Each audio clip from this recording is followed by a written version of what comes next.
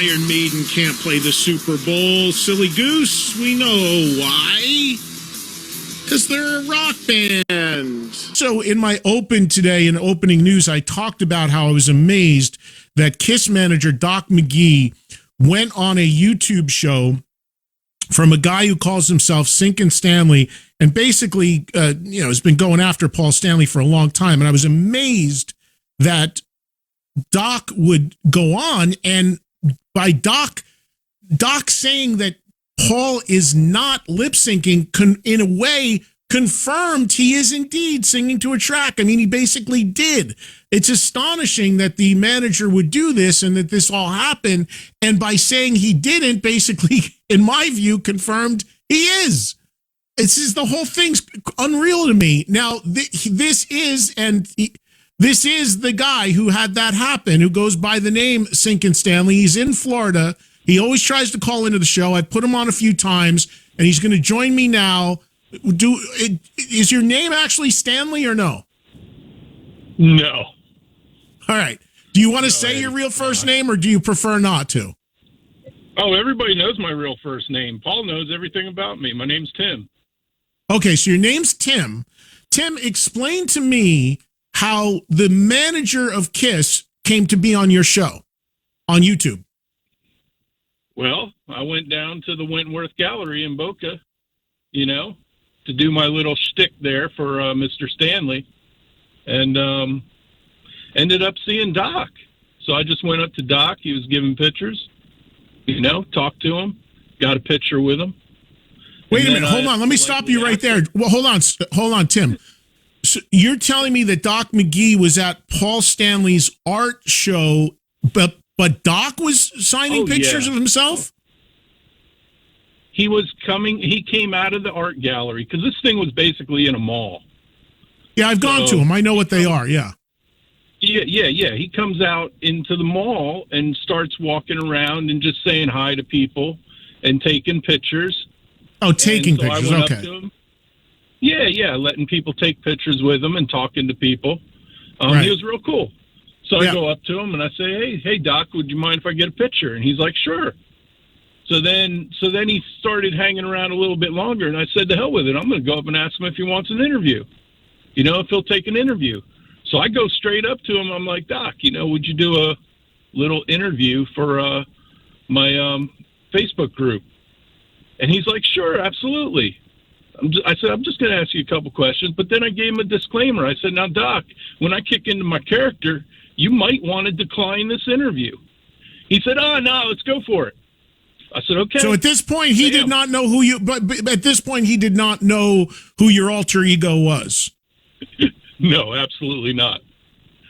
Not that I'm aware of. Okay. So then where does it go from there? What you heard on the interview. I've not heard it. I've only read the transcripts because I haven't had a chance to hear it. But these websites, Loudwire, Ultimate Classic Rock, what they are reporting, is that basically accurate? Is that basically a transcription? I know what they're reporting. Yeah. I asked Doc if Paul's using backing tracks. And he gave me his answer. And then I pushed it a little bit further because he said, yeah, they're using backing tracks, but he sings along to the track. And I was like, so I reiterated. I said, so you're telling me that KISS used backing tracks? He's like, yeah. Said whatever he said. Yep. Absolutely. How long did you? Was there anything in the conversation with him beyond what's being? Because again, I didn't have a chance to actually hear it for myself. But is there anything? Anything additional that happened that was talked about that's not being reported? Because I know everybody goes for the clickbait headline. Yeah. I asked him about the Dubai packages. I said, "Where's everybody's Dubai packages? When are they going to get them? What's the deal?" And he's like, Jesus, we're on it. He promised that they're going to get something soon. And Paul also tweeted a fan. Paul also tweeted a fan after New Year's. A fan tweeted Paul, begrudging him about where his Dubai packages are. And Paul promised he's on it and that they're going to do something about it. So now fans got to hold him to it. For people that don't know what he's talking about, Tim, our caller, what he's talking about is the fact that, and I didn't know this because, again, I've not been engaged in Kiss stuff in 20 years as far as going or buying or what have you. But when Kiss did that Dubai special, where they streamed it around COVID a couple of years ago, they offered some high price package where you got a DVD and all this paraphernalia, and none of the orders were fulfilled, which is crazy to me to think about. People spent tremendous amount of money and have just been left holding the bag, and I cannot even believe that that's possible. Yep. I can't believe it. But I know that in Kiss lore, if you get screwed over, it's been said you got Dubai'd. People have said you've got Dubai'd. It's crazy. Like, you can't have a major band take thousands, hundreds of thousands of dollars from fans and not fulfill what they're supposed to get. And it's been over 2 years. It's nuts. And just to let you know, Eddie, just to let you know, if you go on my YouTube channel, there's the Doc McGee interview, real short, but then there's a full documentary of my whole trip down there, because I did talk to Paul, or I should say, Paul heard me.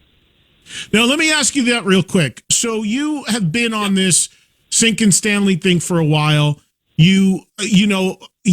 Where, and he knows you personally. Like, where does your look, Tim? I am, as everybody knows, I am super adamant against anyone doing this. Anyone as a rock fan, it's super offensive to me. But for you clearly have honed in. Know, why do I go at him like this? Why? Yes, is there some history that we don't know about? Well, here's the thing. Well, you talked about it on Jason Green's show a while back. Paul Stanley came after me on Twitter, threatening me, my family, my children, my business, everything. He put it out there. So why? Because of you doing this? Because of you assuming this character? Yep. And calling him out on his lies and hypocrisy all the time. Every time he tweets a lie or something, the same, like he says he created and designed the iconic Kiss logo, and it's to the point now where that is in his press release for these art shows, and that's bullshit. Ace created and designed that logo. He refined it, nothing more. He did not create and design it. He's taken full credit for it now, and he's had. Did he know you were there?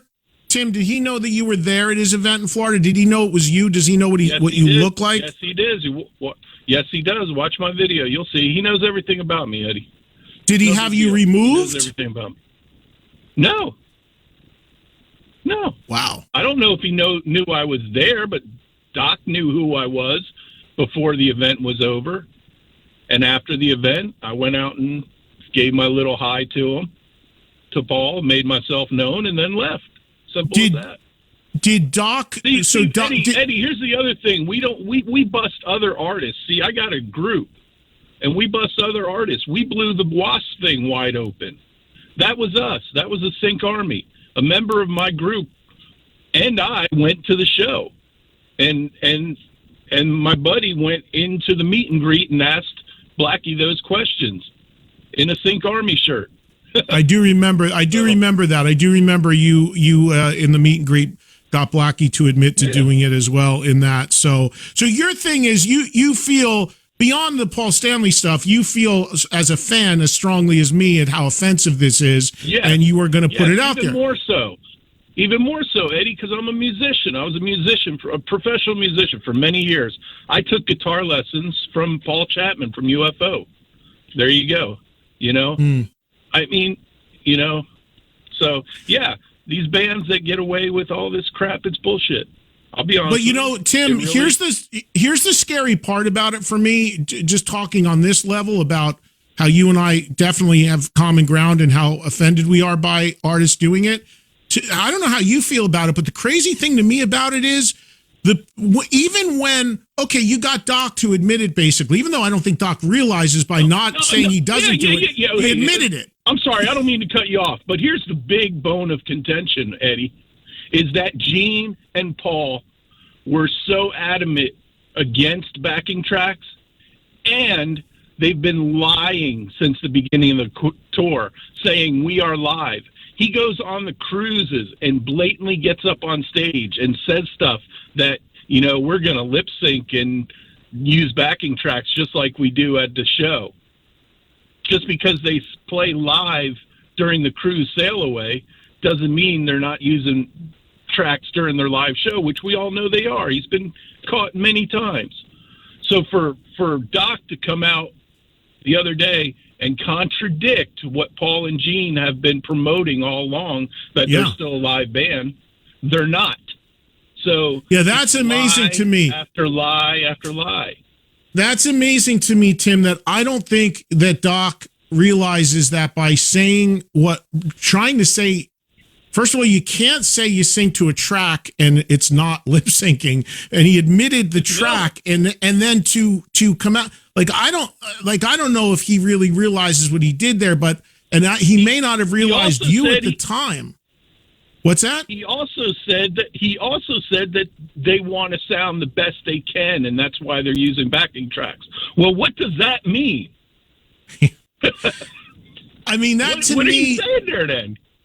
Yeah, that to me, the overall issue amongst all of it is, and here's the part about it that's really scary to me about all of this, whatever artist you're talking about, is when it comes out, if fans and promoters don't seem to care and nobody says, well, I'm not going to go then, or I'm not interested then in hearing a tape, then we are done as rock. Exactly. As far as live Nobody rock, we cares. are done. If nobody cares anymore, if people are admitting it, and some artists are, and some aren't, or sometimes or in some cases like this one, their manager has indirectly, then, and nobody cares, and there's no blowback about it, and no fans are like, wow, I spent $1,000, because in the pop world, the ship has sailed. In the pop world, they're spending thousands to watch Dua Lipa lip sync. If we're at this point now, spend hours and years?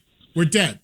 Why spend hours and years practicing your art, practicing your musicianship, learning your instrument to go out and play live?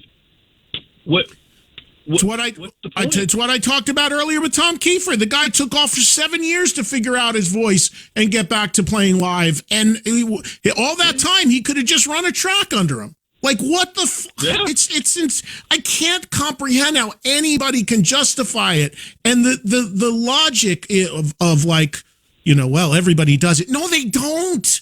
Tell that to Tom, who just spent almost a decade trying to get his voice together. It's just crazy to me. Last thing, man. So what kind of conversation do you think is going on now between Paul and Doc on this Monday to start the week? Because I got a feeling there is no way he knew that he saw this coming. All I know is I'm blocked again. So blocked how? What do you mean blocked? I'm blocked on Twitter again. He blocks me all the time on Twitter. Oh, I've been blocked on there for years. That's a. Oh yeah, you just make it. Yeah. I haven't even tried to look at that, but yeah, because all I do is have a dialogue about it. I mean, I'm like I said, if I wanted to be a problem or a troublemaker, the people that used to call this show of past like that, I mean, it would be endless. And you know yourself, Tim. You've called here, tried to call a lot, and I don't just put you on to bag on the guy at all, because that's not what I'm about. But this is a story. You've made news with this thing. You've made news with this, and this is fascinating, because it's amazing to me that his manager talked to you on the record and admitted what they admitted.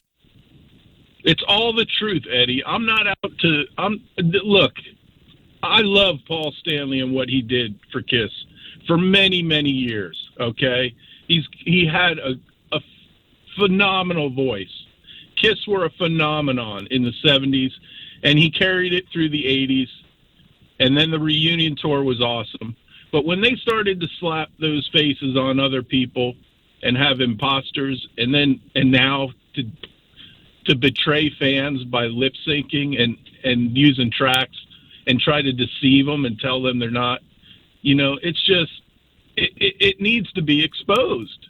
Well, he can't say he doesn't do it now, because his manager is on record now with you saying he sings to a track. Again, I don't think Doc realizes that he basically outed him by not trying to out him. It's unbelievable, actually.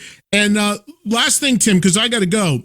just for clarity. Yeah. So your thing as a musician, as somebody who feels strongly about this as well, your thing is that you're kind of almost a coalition of people here to get the truth from people who are doing it, because it sounds like you're going to be your focus is more than just worrying about KISS now that you've gotten what you've got from Doc. We have a group, and we've branched out, and like I said, we busted the WASP story open, and all I got to say is, think before you sink, because the Sink Army's coming after you. It's as simple as that. We're going to expose you. Tim, I got to run. I appreciate your time and thank you for listening. And I'm sure we'll be hearing from you again. No problem. Thanks a lot, Eddie. SYNCIN Stanley here. Take care. There he goes. See you, man. You knew you had to get something in there at the end. But the thing, and look, I love the fact that there's a fan and now a group of fans, according to him, that are so passionate like this with me that they're doing this. But here's the problem. The problem is if nobody cares. That's the scariest part of all of this, which is what I was talking about. Like he mentioned the WASP thing. You still got people out there saying, oh my God, Blackie sounded great every night. Well, he got Blackie to admit that Blackie was singing to a track. Now he's basically got the manager of KISS on tape saying, yes, Paul sings to a track. But if people still go and talk about how great it is, nothing's going to change. That's the really scary part. If you spent hundreds or thousands of dollars to go hear an artist play live, and now factually that that's not really what's happening, but you don't care, which is, I can't even comprehend, then that's on you. And then, like I said many times, anybody wants to push out this narrative, rock is dead. Rock really is truly dead. We are dead in the water if this becomes the norm. Well, everybody does it. No, they don't. We're dead in the water. I am not a believer in any way that rock is dead. Man, I just watched Kiefer sing his heart out. Last week, I just watched Alter Bridge bring it totally live and crushed with Miles' unbelievable voice. I watched Wolfgang Van Halen, a 30-year-old guy, totally live. His quote, tracks are lame. Nothing like a real live rock show. Nothing. But if we're all going to be okay with it, and to the point that it's being admitted by some, and who cares? Here, let me give you $500 to hear your recordings. We're dead. It's over. Ship is sailed. I didn't expect to get into that, but as I said, so now we know that guy's real name is Tim, and he just doesn't care. I mean, he's out there going for it. But good, his YouTube page or channel or whatever it is just got put on the map big time. And like I said, I can't imagine the conversation that's going on in the KISS camp now about their manager not only giving this guy an interview, but also by saying his client isn't lip syncing, actually admitted that to a level he is. It's unbelievable. Oh, busy Trunk Nation activity today. We'll be back more. There's other news stuff to talk about. Few quick things we'll hit, and then we'll squeeze in some calls before the end of the show. We'll be right back.